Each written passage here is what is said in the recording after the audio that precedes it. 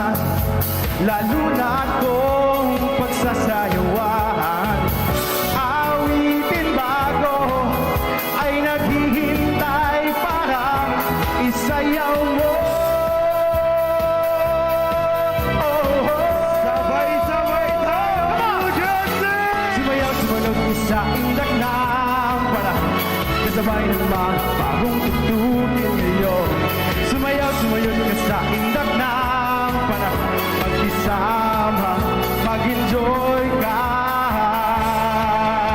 ngayon.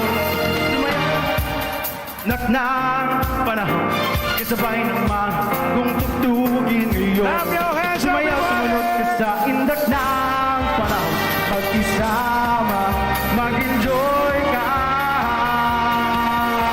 ngayon. Come on, I want to hear you. Come on! Thank you so much, New York, New Jersey. You know! Mabuhay ang Pilipinas. Kamustahin naman natin muna si Sir. Sir, bumati muna kayo sa ating mga kababayan. How are you? I'm a nurse practitioner in New York. Where's all my nurses here tonight? Thank you so much. May nagtatanong, single ba si Sir? Ilan taon na po kayo dito sa New Jersey? I've been in New York, New Jersey since 1992. Ngayon po, ano ang pakiramdam nyo at makakasama natin ang mahal na presidente? I love it. I feel great. I'm proud to be Filipino. Proud ba kayong Pilipino? Thank you, Bossing Reagan. Kung proud kayong Pilipino, taas yung mga flags nyo! And I want to thank Consul Arman for having me here today. Thank you so much. Dahil malapit na po, ang ating presidente ay nandyan na! Hello to my parents and my wife, Lauren. Nandito na po Thank you mga so kasama natin ang ating mga cabinet secretary at ang ating mahal na presidente! Excited na ba kayo? Excited na ba kayo? Yung nasa taas! Yung nasa gitna! Yung nasa gilid! Paano ba yan? Gusto nyo pa magkantahan tayo? Meron pa tayong isang special guest at talagang siguradong magugustuhan nyo at baka kilala nyo po ito. Ngayon po, one of the New York most sought-after sopranos, the Songbird, and her avid listeners and began professionally at 13, was a great and various free stage in Canada, Philippines, and US, including in Lincoln Center. Please welcome Kay Habana!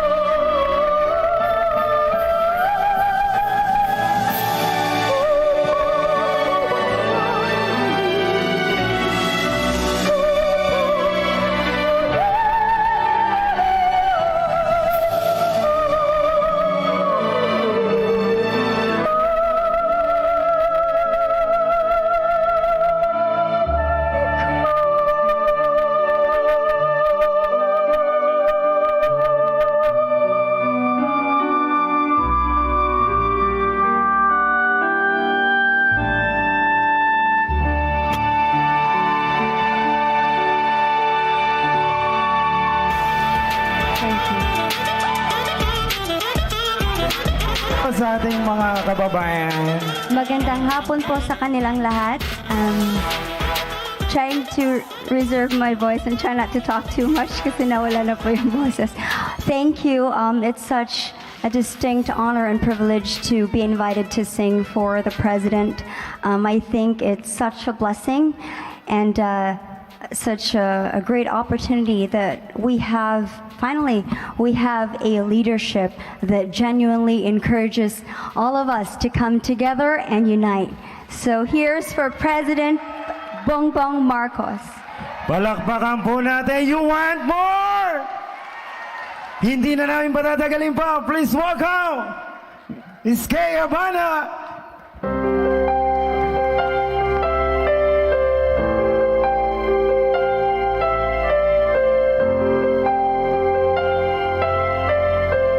If you know this song, please sing along. Panganib ng buhay, handa niyong harapin. Pagtulong sa kapwa, tapat niyong gagawin. May padama sa kanila ng damdamin. Ialay ang buhay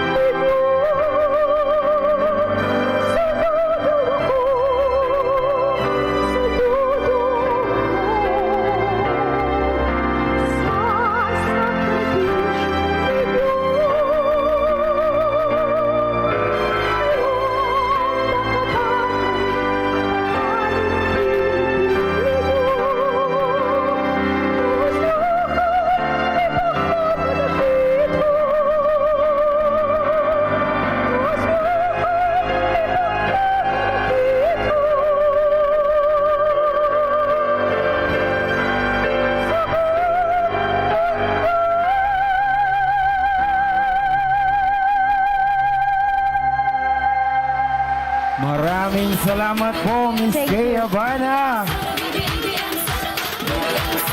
Gusto nyo na bang makita ang ating presidente?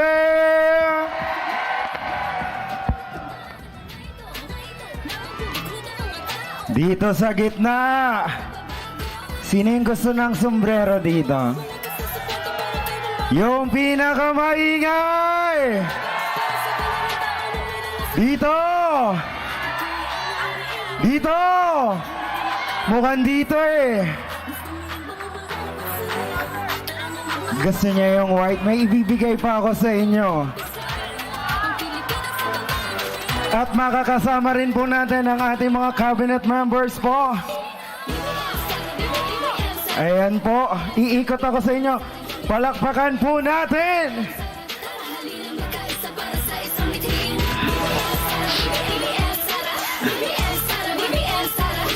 Meron akong jacket dito eh.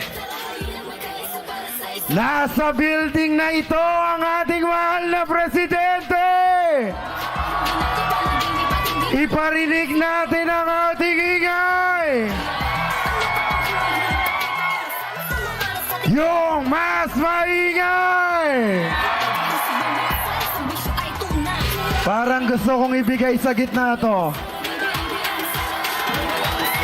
Yung mas maingay! Parang dito! Dito! Dito!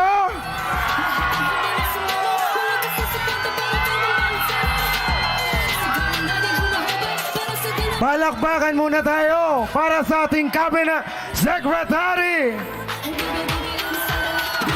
O yung nasa taas. Mukhang dito eh. BBM. Para lumabas na. Pwede ba? For the history, yung pinakamaingay ng New Jersey! BBM!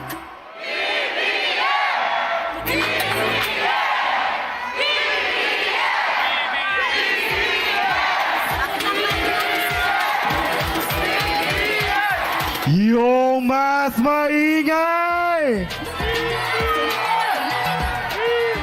Mukhang doon, oh! Kanino kaya kakasya to?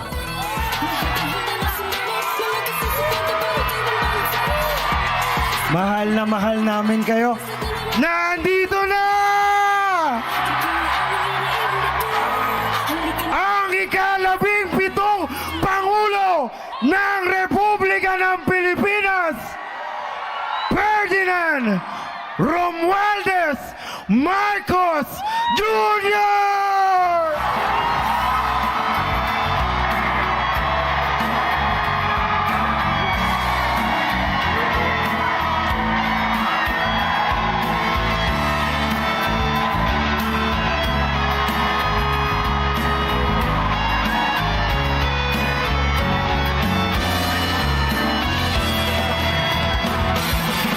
At kasama rin po natin ang ating First Lady, Luisa Araneta Marcos! At ang mga naghihintay sa ating mahal na Congressman, Sandro Marcos!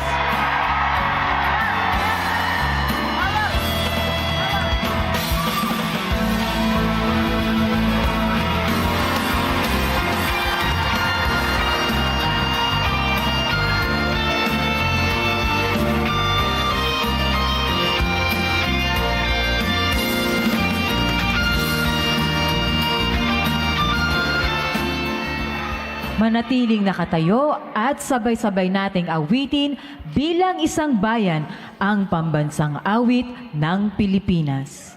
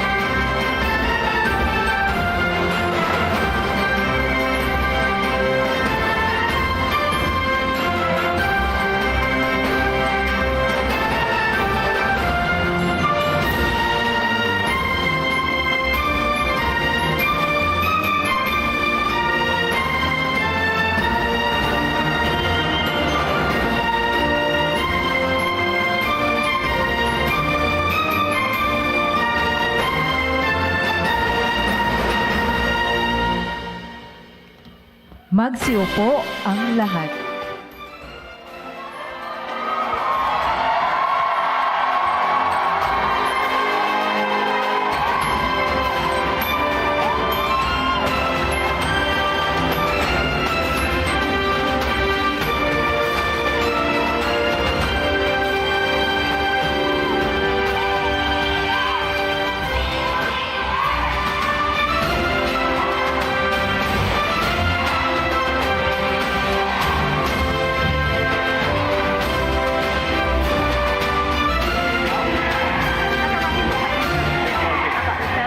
Upang magbigay ng kanyang pambungad na mensahe, isang masigabong palakpakan po para kay Ambassador Jose Manuel Romualdez.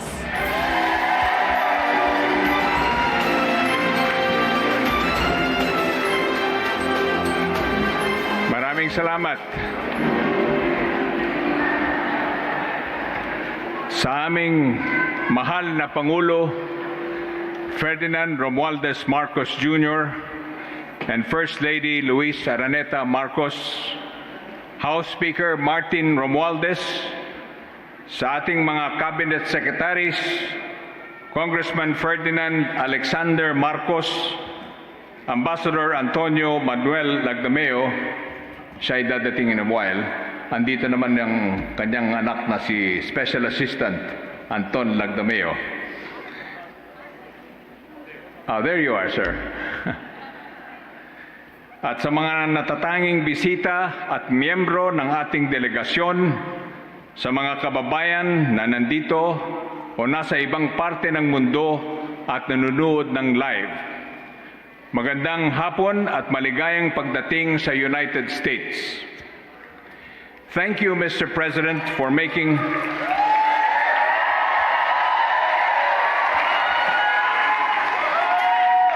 Thank you, Mr. President, for making this evening with the Filipino community the first event of your visit to the United States.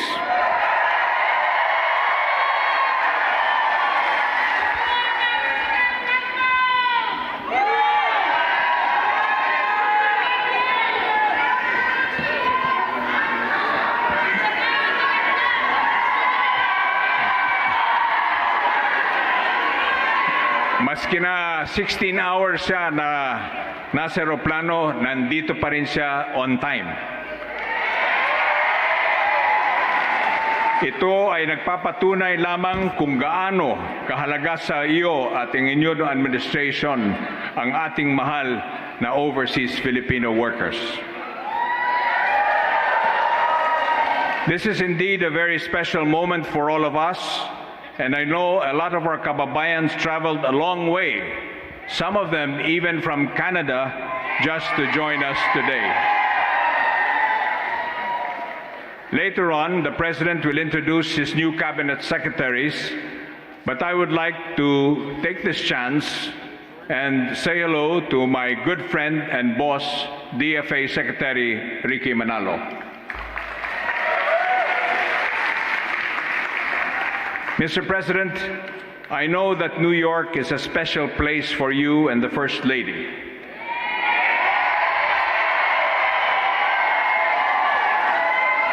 Lucky in the fact that it was very difficult to bring processed meat from the Philippines, and you happen to have a life-changing tapa recipe which opened the doors to Ma'am Lisa's heart. I am confident that this trip will be another milestone for you, being your first official international destination outside of Southeast Asia as our President. Your attendance at the 77th United Nations General Assembly would undoubtedly reinforce the Philippines' stature as a founding member of the United Nations that has been actively contributing to peace and security, development, and humanitarian action at the global level. Your visit will also further strengthen and deepen our alliance and partnership with the United States, which is home to more than 4 million Filipinos and Filipino Americans, and hopefully secure investments and economic partnership that will greatly benefit our people. Mr. President,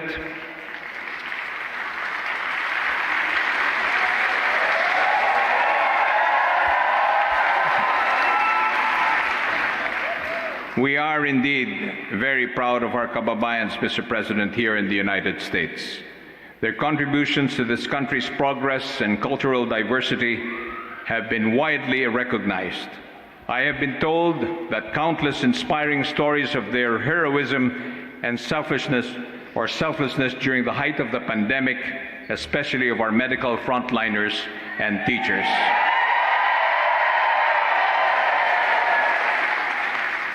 When you called on the overseas Filipino to overcome political differences, come together and build a strong Filipino nation, the positive response by our communities here in the United States was resounding. Our kababayans gathered here today represent those who have answered your call. Sadly, there are those in the minority who choose to ignore the overwhelming mandate given to you by the Filipino people in the Philippines and abroad and pose unconstructive challenges. But through your answer your call, people-centered socio-economic agenda and firm and decisive action to implement this, I believe that they will eventually hear and feel your message of unity. And we, the women and men of the Philippine Embassy and Consulates General in the United States, commit to implementing your vision and agenda for our people. Sa muling, maraming salamat, mahal na Pangulo, sa inyong tiwala at hikain para sa ating mga overseas Filipinos. We pray for your good health and wisdom as you bring our beloved country to greater heights and uplift the lives of the Filipino people. Mabuhay po kayo, mabuhay ang sambayang Filipino, mabuhay ang Pilipinas.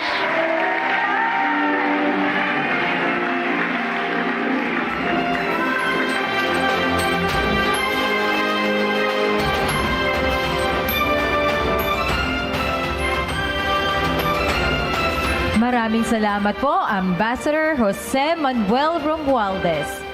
Upang handugan po tayo ng ilang awitin mula po sa Filipino Community dito sa New York at mga karatig estado, isang masigabong palakpakan po para kina Kay Habana, Lorna Mosiquera, Darlene Castillo, Alain Davis, Jazel Baniked at Alwin Corambao sa kumpas at patnubay ni Jupiter Vidal.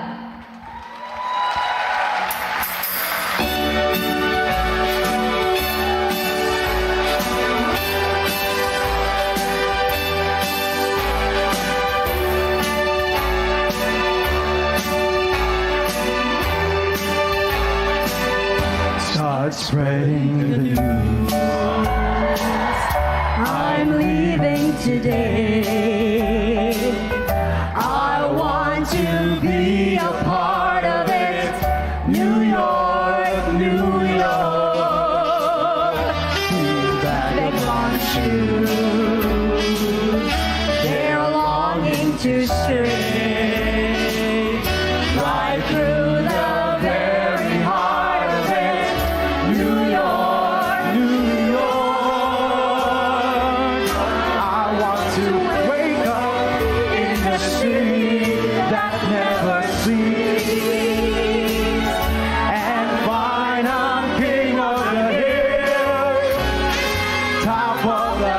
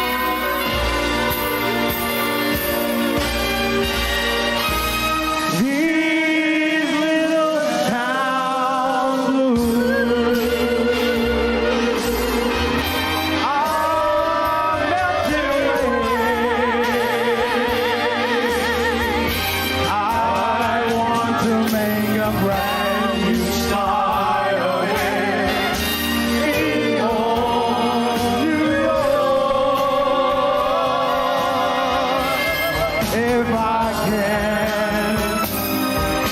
If I can make it there, I'm gonna do.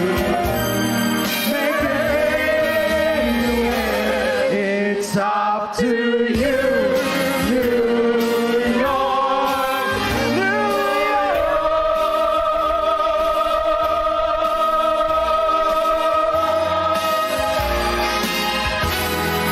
New York.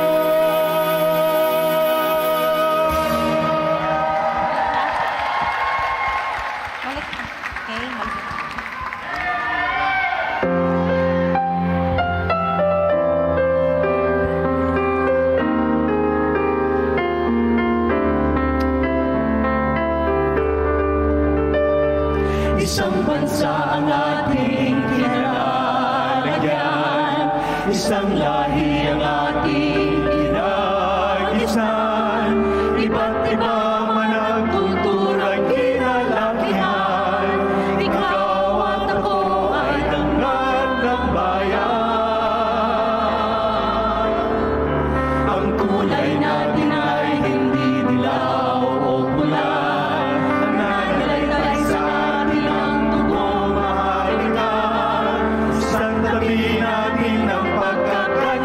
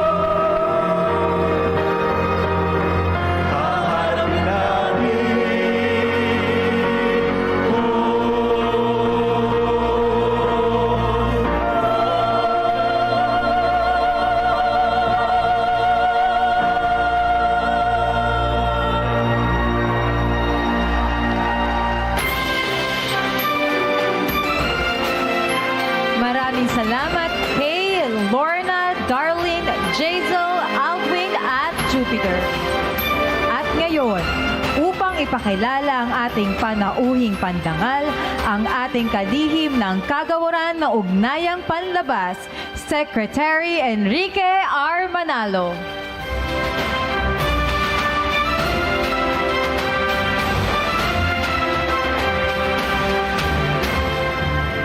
Mga kababayan, it is my honor to introduce the President of the Republic of the Philippines, Ferdinand Romualdez Marcos Jr.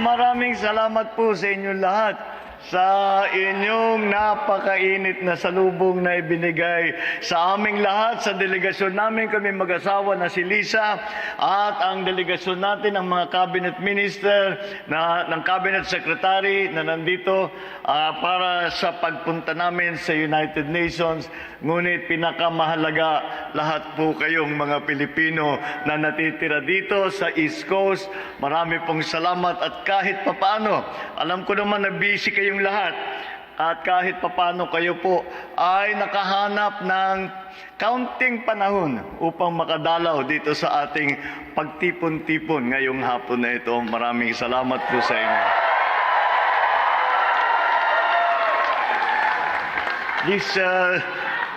Please take care. Umupo na po kayo. Mahaba-haba itong speech ko.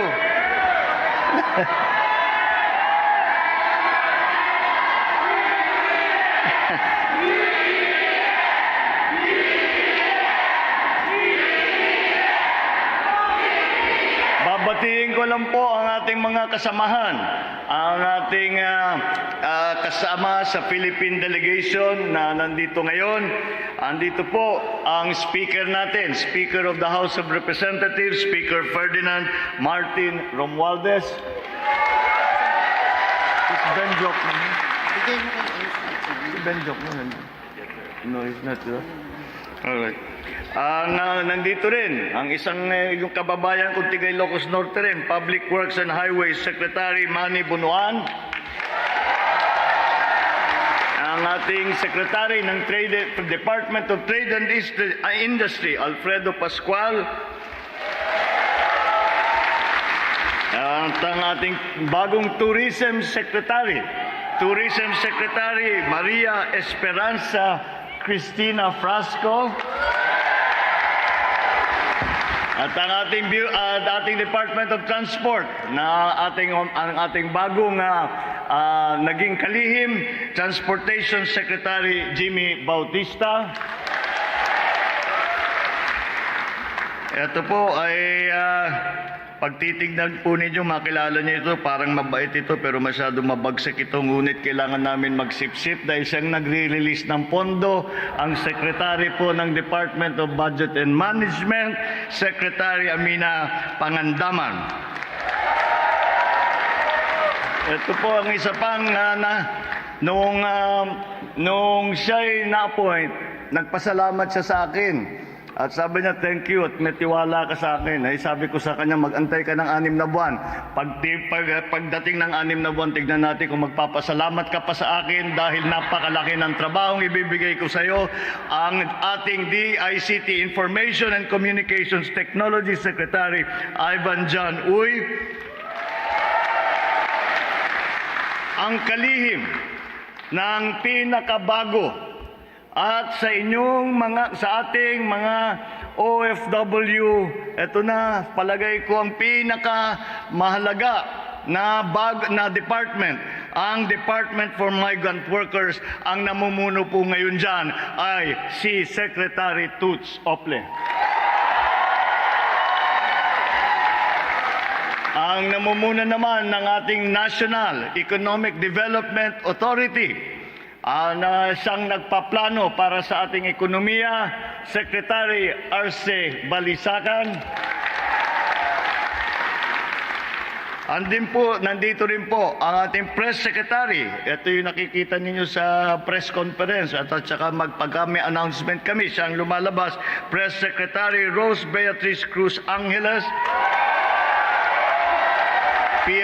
Sa Presidential Management Staff naman po, siyang namamahala doon sa iba't ibang pangangailangan sa Office of the President, Presidential Management Staff Secretary Maria Zenaida Angpin. Is she here? At ang ating Special Assistant to the President is Secretary Antonio Ernesto Lagdameo Jr., who happens to be the son of our permanent representative to the United Nations, Ambassador Antonio Manuel Lagdameo Sr., ang Bangko Sentral, Governor natin. Ito may isa pa sa mga importante nating economic manager, Governor Felipe Madalla of the Bangko Sentral ng Pilipinas. Ang ating Special Envoy na dati pang nag-represent sa Pilipinas para sa United Nations Children's Fund, Monica Luis Prieto Chodoro.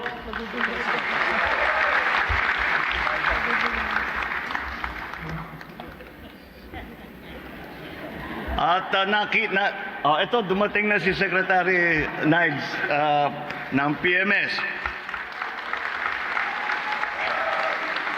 At siyempre, hindi maaaring matapos ang aking pagbabati kung itutuloy yung pagbati ng ating ambassador sa Washington, D.C. Ang ating akala niya pagkatapos ng panahon ni PRRD makakauwi na siya. Ang problema, maganda yung trabaho niya masyado. Sabi ng mga Amerikano, huwag niyo siya munang palisin at maganda siyang makisama dito sa amin. Kaya nandito pa rin siya, ang ating Ambassador Babes Romualdez.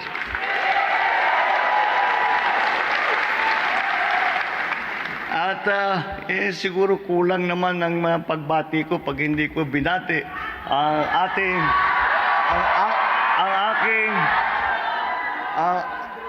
aking asawa na si First Lady Luis Araneta.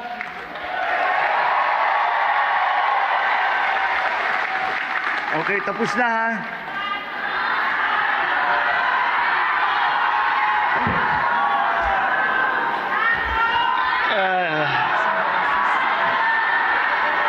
Thank you. Salamat.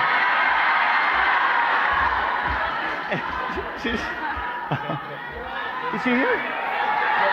Yeah, is he here? Oh, I'm sorry. I forgot. Di ko nakita. Ang Department of Finance na Secretary Ben Jokno.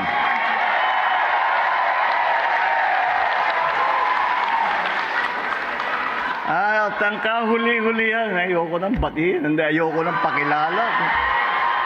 Nawawalan ako ng papel pag nandito ito eh. Nakita nyo siguro nung during the campaign, nala-livestream ninyo yung mga kampanya namin kung saan-saan. At ganyan din, parang dito.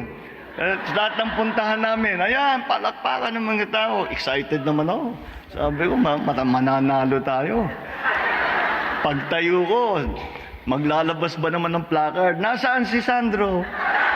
Ilabas si Sandro. Iyon na boto ko, akin na si Sandro.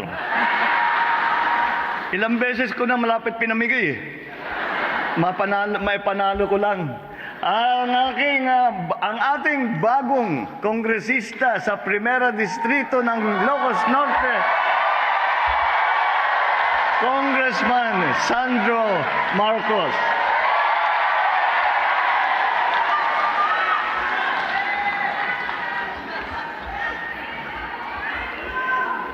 nung unang, ayan, nung unang sinisigawan si Sandro, akala ko cute eh. Ngayon, hindi na ako na-cute din.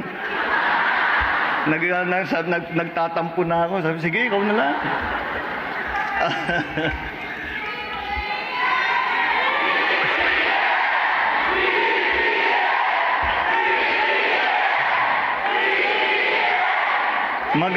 Magandang hapon sa inyong lahat, ladies and gentlemen, distinguished guests. Totoo po yung sabi ni Ambassador Babes na ang New York ay may special na kahulugan talaga yan sa aming mag-asawa. Dahil dito kami sa New York kami nagkakilala.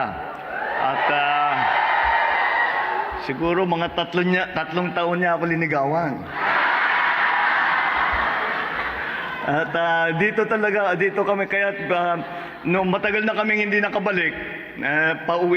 Parating kami from New Jersey papunta dito sa New York, sa city.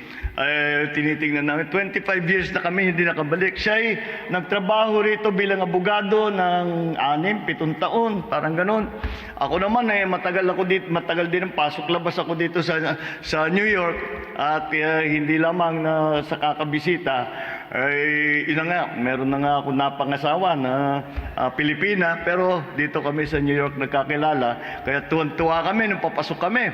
New Jersey Turnpike, nakikita ko lahat ng mga dinadaanan ko.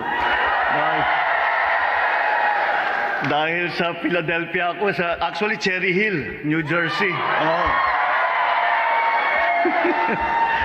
Doon ako nakatira nung nasa Philadelphia, nag-aaral ako sa University of Pennsylvania sa Wharton.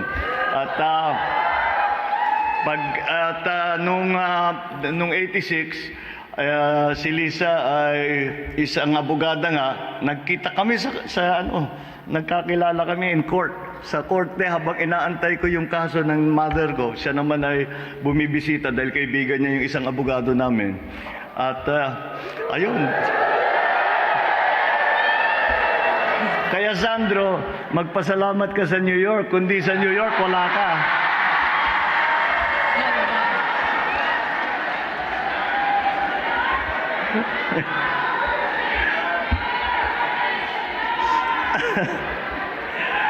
Alam niyo po, ang pagpunta namin dito ay naiba ng konti. Dahil po, sinasabi namin, nag-uusap kami nung pinaplano namin ang pagpunta rito. Sabi ko, magpasalamat naman tayo dahil hindi man tayo nakapagkampanya, ay ibinoto tayo, sinuportan tayo ng gusto ng mga tiga East Coast. Mga tiga West Coast din, pero ng mga tiga East Coast na pupuntahan natin. Kaya't makita po ninyo, ang nangyari ngayon dito ay medyo nagkabaliktaran. Naging baliktad ang sequence ng palakad ng eleksyon dahil nauna yung eleksyon, ngayon lang kami mangangampanya sa inyo. Ngunit kulang po ang salita at kulang lang po ang magpasalamat na kahit minsan lang o 2 beses lamang o kahit 100 beses. Kulang po ang pasasalamat ko sa inyo sa inyong naging suporta. Hindi man tayo nagkita, hindi po tayo dahil nga sa pandemya, hindi ko kayo napuntahan, hindi man tayo nakapag-selfie, hindi pa tayo nagkapagkamayan, pero sumuporta po kayo sa amin. At alam nyo po, ay para sa isang politiko, para sa isang nasa serbisyo publiko, wala na pong kasing laking karangalan na ibigay ninyo ang tiwala sa amin, ibigay ninyo ang pagmamahal ninyo sa amin, at ibinibigay ninyo sa amin ang pag-asa ninyo sa kinabukasan. Maraming salamat po.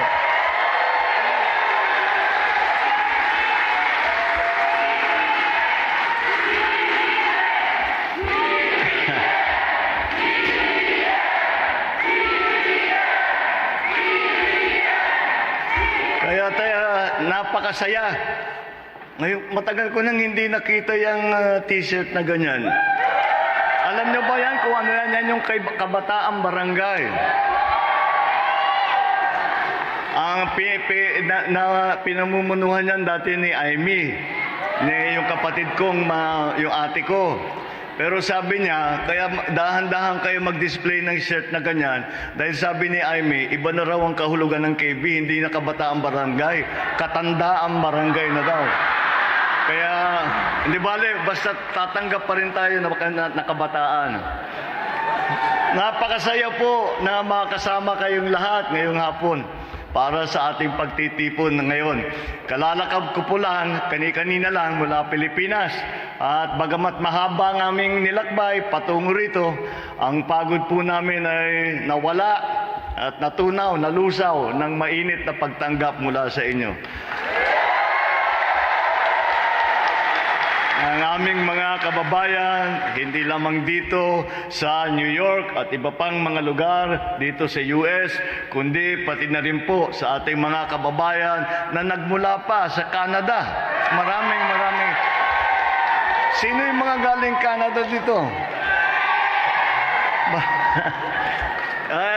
I am humbled. Talaga naman, I'm overwhelmed. With Filipino pride to see so many of you finding time, kahit na busy ang schedule niyo, na mandito para sundan ang ating sigaw ng pagkakaisa. Let me also take this opportunity to express to you my profound gratitude to our kababayan here in the United States who were among the 31 million Filipinos in the Philippines and in other parts of the world who gave me a resounding mandate to lead our country and our people in the next 8 years. Maraming salamat sa inyong tiwala. But also, just as importantly, and maybe even more so, I would like to pay tribute to all of you and the rest to the almost 4.5 million Filipinos here in the United States for the role you play and will continue to play in advancing the interests of the Philippines and the Filipino people here in this part of the world. Maraming salamat po sa inyong lahat. Kayo po ang nagdadala ng dangal sa ating bansa. Dito sa nakaraang pandemya ay wala po akong narinig na pagpuri ng mga heads of states ng iba kung hindi Pilipino lamang ang nababanggit. Alam naman po natin na lalong-lalo dito sa East Coast ay matagal na kayo nandito nagsasakripisyo dito sa US at para lang pagandahin ang buhay ng inyong mga pamilya, para pagandahin ang buhay doon sa Pilipinas, para tulungan ang ekonomiya ng Pilipinas.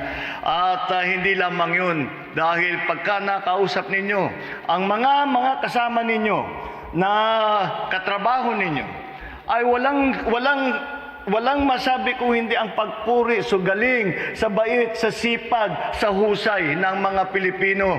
Kaya po kami, kahit na nasa malayo kami, ay pinapanood namin kayo. Pumuputok po ang puso namin sa pag nakita namin ang inyong ginagawa at itinataas at pinapatingkad ang pangalan ng Pilipinas sa buong mundo. Ito na ang pangatlo kong pag-alis ng Pilipinas mula nang umupo ako bilang Pangulo. Before flying to New York, I was in Jakarta and then I went to Singapore to reaffirm our relations with two of our closest Southeast Asian neighbors. Doon sa mga bisitang yon, nagkaroon naman ulit ako ng pagkakataon na makipagtipon sa ating mga kababayan at pasalamatan din sila, kagaya ng pasasalamat ko sa inyo sa lahat ng ginagawa ninyo para sa Pilipinas at para sa ating mga kababayan.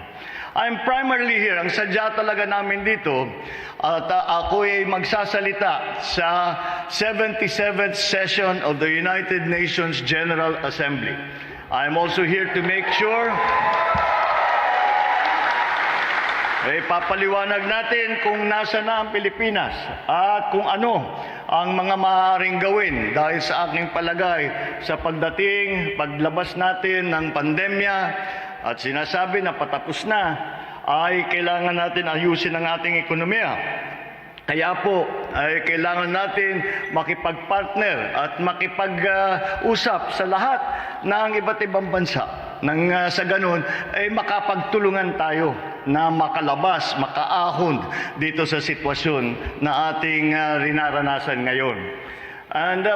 While we are here, hindi lamang ang mga leader ng iba't ibang bansa, kung hindi rin ang mga namumuno ng malalaking korporasyon, ng malalaking negosyo, at para ipaliwanag sa kanila na ang Pilipinas ganito na. At marami kaming binago, marami kaming pinaganda para sa inyong pagpasok sa inyong mga investment doon sa Pilipinas. And sa ganun, ay baka masasabi natin patuloy na palapit na tayo doon sa ating pinapangarap na ang Pilipino ay hindi na kailangan umalis ng Pilipinas para maghanap ng trabaho. Habang nandito ako, we will be working hard to get other things done for the country besides addressing the UN General Assembly on Tuesday. The same way, my father, President Ferdinand Marcos, and my mother, Imelda Romualdez Marcos, did on several occasions during his incumbency. I will share our views on a number of global concerns and the role the Philippines will play as a responsible member of the family of nations in addressing these concerns.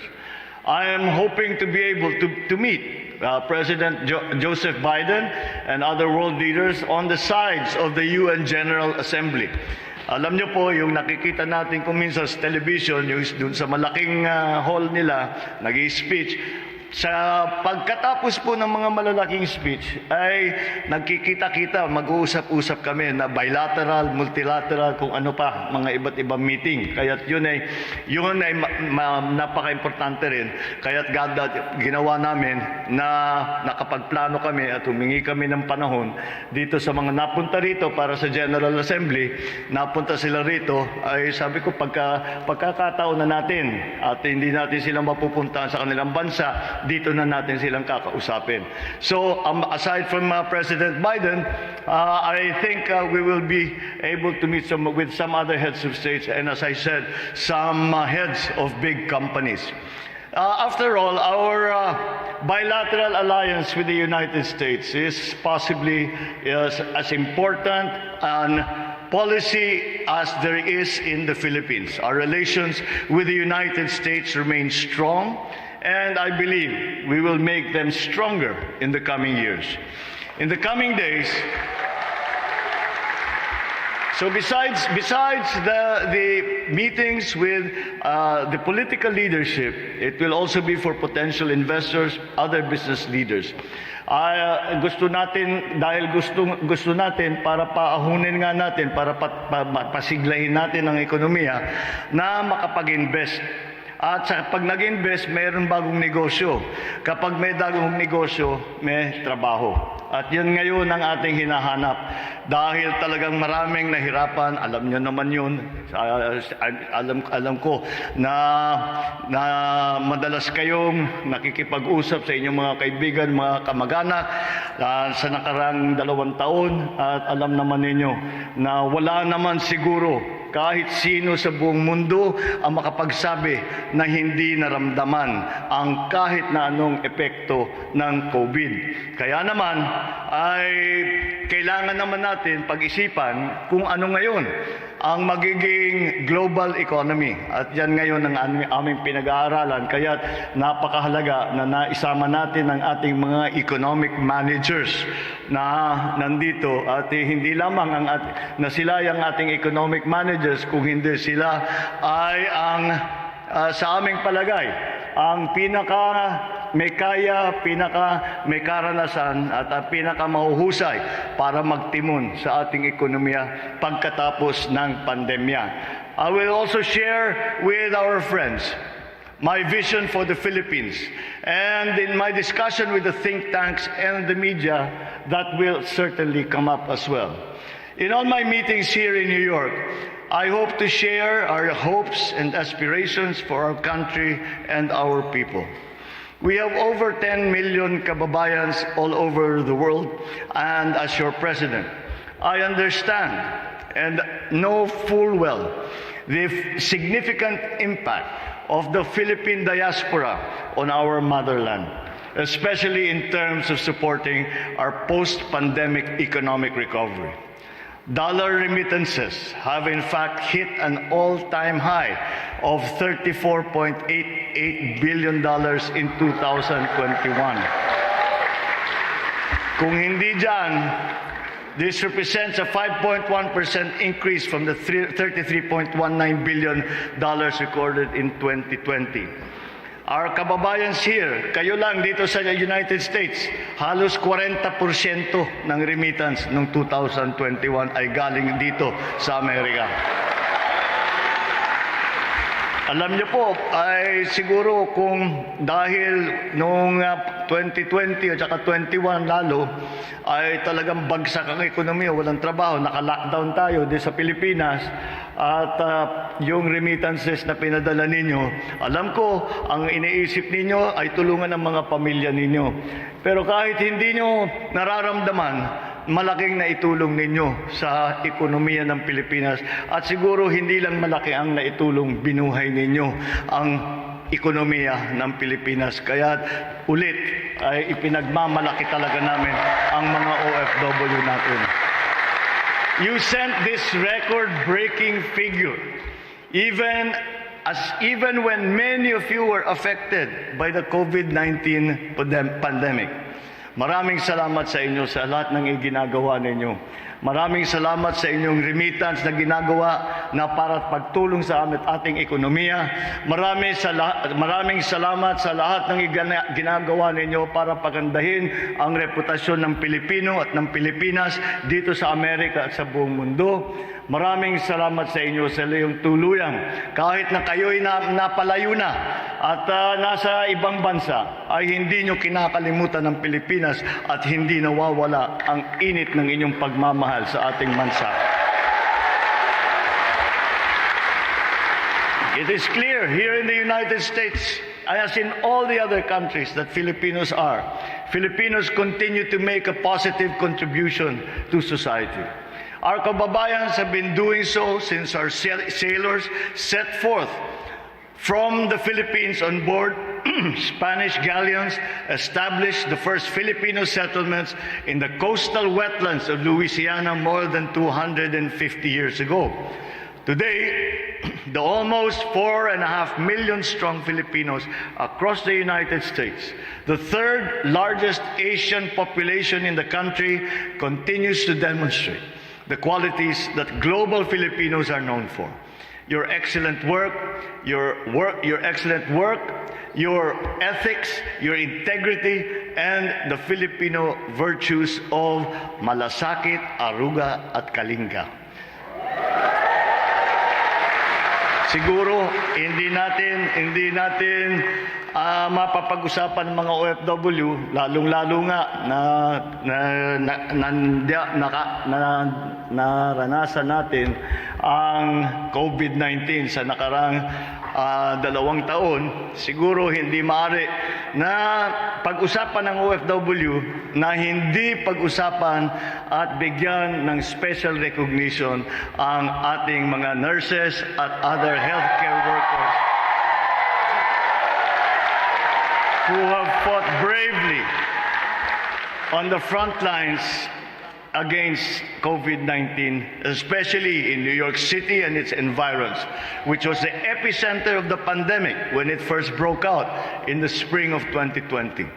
During this extraordinary and unexpected health crisis, many of our kababayans lost their lives in the process of fulfilling their oath to care for the sick. Filipinos nurses in the United States make up 4% of all registered nurses, but a disproportionate third of the more than 200 nurses who died from the virus were Filipinos. In New York City alone, at least 30 Filipino healthcare workers succumbed to the virus. I take this opportunity to extend my condolences to the grieving families and friends here and back home. I can promise you that this heroism of yours, of our kababayans, will not fade into obscurity. Their legacy we will make live on as they continue to inspire our kababayans to show the world what it means to truly be Filipino. So may I ask the nurses, such as the front and other frontliners, doctors, medical professionals, mga teacher, mga emergency response workers, service employees na nandito, tumayo muna kayo para mapalakpakan namin kayo.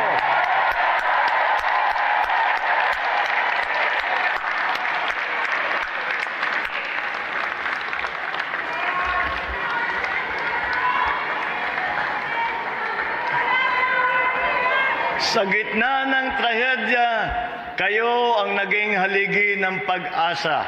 Kayo ang bagong bayaning Pilipino. Maraming salamat muli sa inyong serbisyo at sa inyong sakripisyo. Since the day I took office, I have been inspired by the commitment of overseas Filipinos like yourselves to your families back home and to the work that you perform here as you strive to provide for them. With this inspiration, I must work harder than ever, not for recognition, not for glory, but for you, my beloved kababayans, and for our country.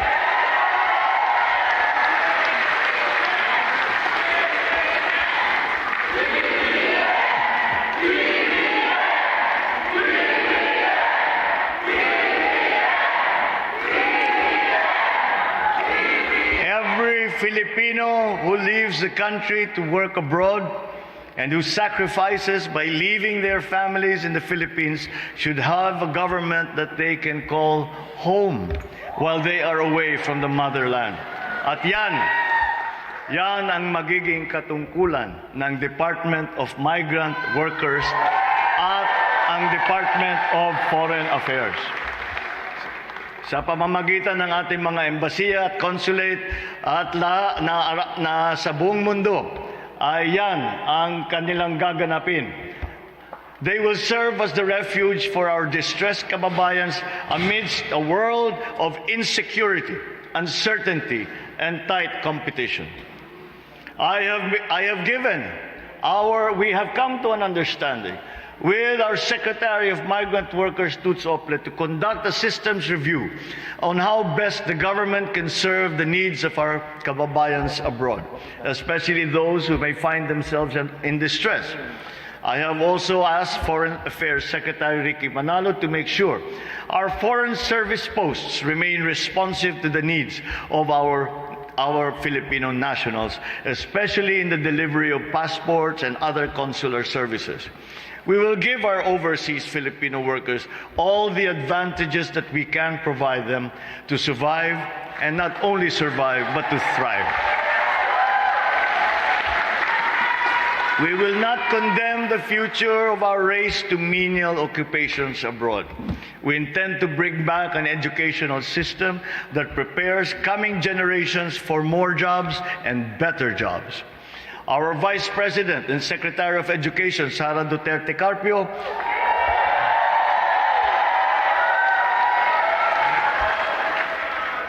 si Inday Sara, dahil nakita nga niya na napakalaki rin ng problema, pareho kami, nakakita ko, ang laki ng problema sa agrikultura, ako na ang in-appoint ko na yung sarili kong Secretary ng Agriculture.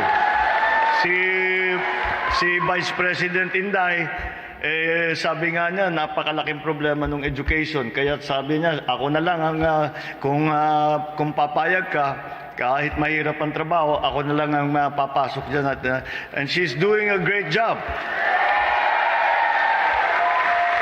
So siyang namamahala para ibalik yung dalhin ang mas maganda na sistema ng edukasyon para naman ang ating mga kabataan ay handang-handa na pumasok ng trabaho kahit saan sa mundo, kahit anong klaseng trabaho, at tayo naman ay tiga-suporta sa kanila. We must take care of the Filipino youth because they are the future. Our children must be equipped with the best that we can possibly provide. We cannot scrimp on the amount. Di tayo pwedeng nagtitipid. At kahit lahat ng maaari nating ibigay sa kanila, ibibigay natin sa kanila so that they get the best quality of education that we can afford without being wasteful. We will provide teachers the materials necessary for effective teaching in this day and age. Ngayon, hindi na workbook na lang at saka lapis at saka papel. Kailangan may device, kailangan may wifi, kailangan may mabilis na sistema. Kaya't na yung ating DICT Secretary ay nalalagas na yata yung book na dahil kakaisip kung paano gagawin lahat ito. Pero gagawin po natin yan. Dahil hindi po tayo makapag-compete, hindi po tayo makipagsabayan sa mga iba't ibang bansa, kundi po natin gawin yan. At ito ay parang naghahabol pa lang tayo. Tayo ay nais natin ay sa ating paghabol ay hindi lang makapagpantay kundi lumabis pa sa pinagkaroonan natin at sa ating mga kaibigan. We must do in education, we must do better in international rankings, especially when it comes to the so-called STEM subjects, science, technology, engineering, mathematics. This is necessary for our young people to be able to compete in this highly technological and competitive world. Our bureaucracy, the administrative heart and soul of the government, is also in need of review. And I will make sure that we eliminate the inefficiencies in our bureaucracy to enhance public service. For instance, progress is being made in terms of making private and public transactions less cumbersome. I myself am familiar with stories of our countrymen who dread dealing with our government agencies because of red tape or are forced to engage the services of fixers, thinking that it is the easiest way to get things done in government. A single national ID for Filipino citizens, including dual citizens, will now pave the way to promoting ease of doing business. Kung yung Amerikano may social security, bakit tayo hindi wala? Diba? Hindi naman mahirap gawin yun. Ayan, nalalagas na naman yung book ng ating DICT chairman. We target 92 million national IDs to be issued by the middle of 2023. For dual citizens and Filipinos abroad, you can register you will soon be able to register with the Philippine Embassy or Consulate General nearest to you. As we continue to search for more solutions to revitalize our beloved country, it is not the time to look back at the past. It is now time to look to the future.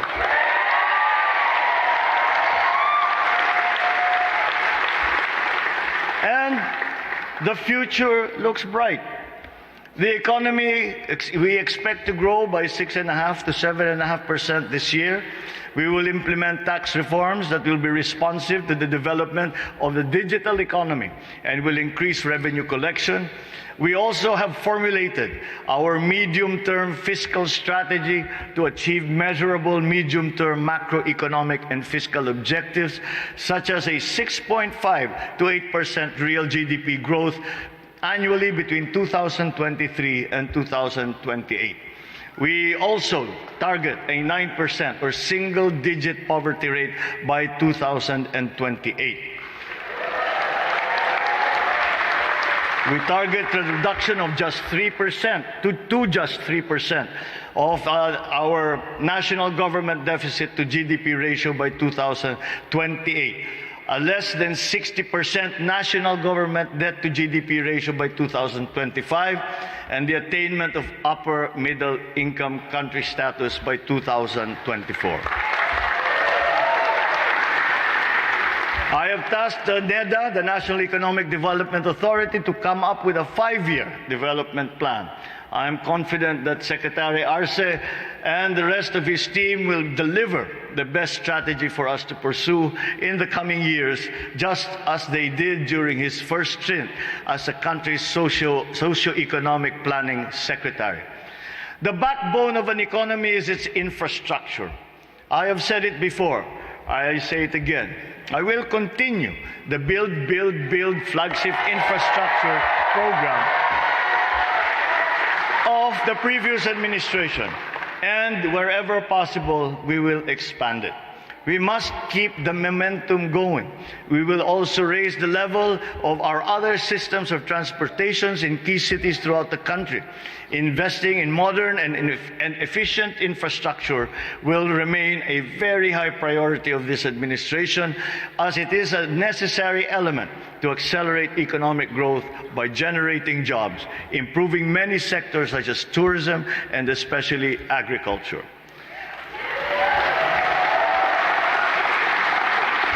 Ang ating mga kababayan dito sa New York, dito sa United States, at sa lahat ng ating mga kababayan sa buong mundo will still play a very critical role in the economic transformation of our country. Kahit na malayong-malayo kayo sa Pilipinas, ito ay sinasabi ko sa inyo, ang inyong minamahal na Pilipinas ay kailangan pa rin kayo, lalo na ngayon. Kailangan kayo ng ating mahal na inambayan. I stand here before you today to invoke the quintessential Filipino spirit, the spirit of bayanihan, and to challenge each and every one of you to contribute meaningful change back home. Let us follow in the footsteps of a number of exceptional Filipino members of the Filipino community across the United States who have been carrying out very impactful projects for the benefit of our kababayans back home. We have seen many of them lead medical missions in far-flung barrios, construct school buildings, houses for the indigent, provide not just scholarships, but books and school supplies to the poor and deserving students. Others who have the resources have been funding research efforts to find cures for rare diseases affecting Filipinos. Some have gone beyond raising funds to respond to typhoons and other disasters back home, to donate drones and assist in rapid disaster assessment and needs analysis, or providing livelihood assistance to allow affected communities to bounce back. Initiatives that our kababayans in the United States and elsewhere in the world could launch in support of our efforts to develop our agricultural sector are very much welcome. As you all know, agriculture development is a top priority of this administration. We live in uncertain times. Our food security can easily be impacted by disturbances taking place in other parts of the globe. Hindi naman natin akalain. Sino ba magsasabi na magkakagera sa Eastern Europe, sa Ukraine, maapektuhan ng Pilipinas na napakalayo? Ngunit ang lahat ng inputs na tinatawag para sa agrikultura ay naapektuhan at nagtataasan ng presyo. Kaya nakakaawa kung minsan at nakikita natin hindi na talaga kaya ng mga namimili ang presyuhan. Kaya kami ay yan ang isa sa una namin ginawa, ay tiniyak namin na ang supply ay nandiyan, na ang pagkain ay nandiyan. Ngayon ay kailangan natin ayusin ang ating produksyon ng agrikultura para dumami at dumami ang produksyon natin at makatiyak tayo na kahit ano pang mangyari, magkagera man, magkapandemya ulit, kung ano man ang mangyari pa, ay handa tayo na sapat ang supply natin ng pagkain para ipakain sa ating mga kababayan.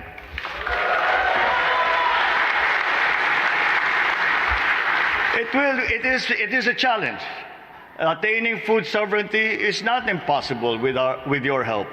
I count on our agriculturists, our specialists abroad to contribute to this endeavor. I call on you and other Filipino overseas to invest in agribusiness ventures in the Philippines and become what they call now agripreneurs yourselves to help revitalize our countryside. You can encourage your young relatives back home to take college courses related to agriculture. If you have idle lands in the Philippines, ask your families to take care of them and help them develop them for agriculture.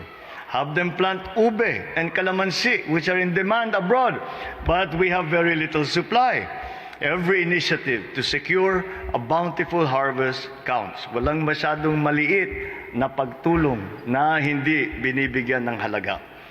I also urge all our brilliant minds, our scientists, engineers, and technical experts to return to our country under the Balik Scientist Program of the Department of Science and Technology, DOST.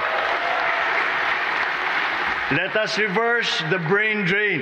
Ibalik natin ang mga galing ng Pilipino sa Pilipinas and help bring the Philippines to heights it has not reached before. I urge also our teachers, our doctors, our nurses, other professionals as well, to continue sharing what they have learned here in the United States when they come home to their kababayans in the Philippines. There are so many initiatives that all of you could launch to help propel us further forward. When I arrived this afternoon, I was invigorated by the hundreds of ambassadors of the Philippines present in this hall. You heard me right. As soon as you step foot on American soil, lahat kayo, automatic yan. You have become special envoys of the Philippines. All of you. Lahat kayo, including the caregivers, housekeepers, babysitters, others in the informal sector, can do just as much as our diplomats could do by inviting your employers to visit the Philippines, not just to enjoy the beauty and hospitality of our country and our people, but also to explore possible trade investment opportunities there.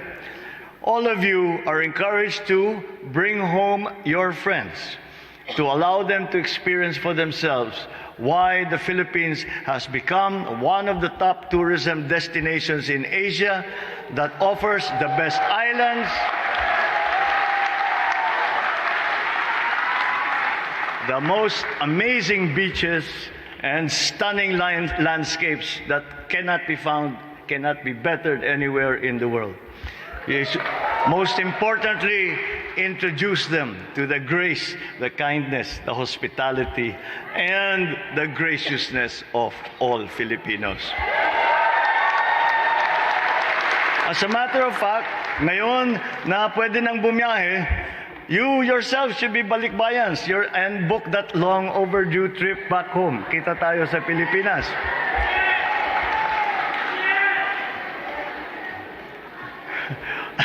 All of you are enjoined to continue investing in the Philippines.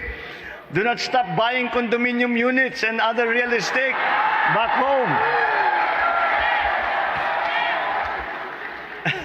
Invest and open businesses. Maliit, malaki, sari-sari store, malaking kumpanya, lahat pwede. Makakatulong lahat yun. And these will all contribute to create much-needed jobs and build a better life for all our people. And if you know someone who is interested to open a business in the Philippines, let our embassies or our consulates know so we can pursue and finally close the deal. As I said, every little bit counts. When you get home after this gathering, I would like for you to list down 3 things that you can do for your country and commit yourself to make them happen. We have a long and bumpy road full of risks and perils ahead of us as we face this turbulent time in global history. But as your president, I remain confident that with your 3 things, no matter how small they are, those 3 things we will make us succeed if we all agree to unite and to work together. Kaya't pagkakaisa pa rin ang ating sigaw.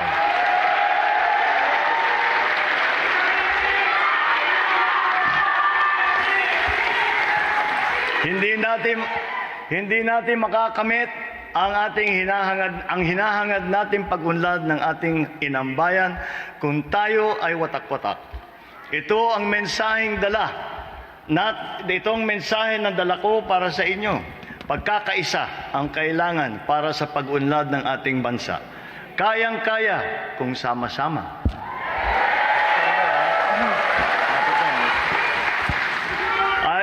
I spoke often during the campaign of the spirit of the Bayanihan, and I invoke that spirit again. The spirit of Bayanihan that burns bright in the hearts of every member of the Filipino community here in the United States and all around the world. All Filipinos back home, all the 10 million overseas workers, basta't Pilipino, meron puso ng kabayanihan, may puso na malasakit ang Pilipino at na hindi na matatanggal dahil yan ang ating ugali, yan ang ating kultura. Yan ang ating tibay, yan ang ating galing. So with all that, with all the little things and the large things that we can all do, let us build this brighter future for the Philippines, and let us look back and say that we did everything that we could possibly do to help our beloved country, to help our beloved countrymen. Magbayanihan po tayong lahat. Mabuhay ang Pilipino. Mabuhay ang Pilipinas. Mabuhay po kayong lahat at maraming salamat at magandang hapon po sa inyong lahat. Ang Pangulo ng Republika ng Pilipinas, Ferdinand Romualdez Marcos Jr. At ngayon naman po, tayo ay magsitayo at sabay-sabay awitin ng buong puso ang Ako ay Pilipino.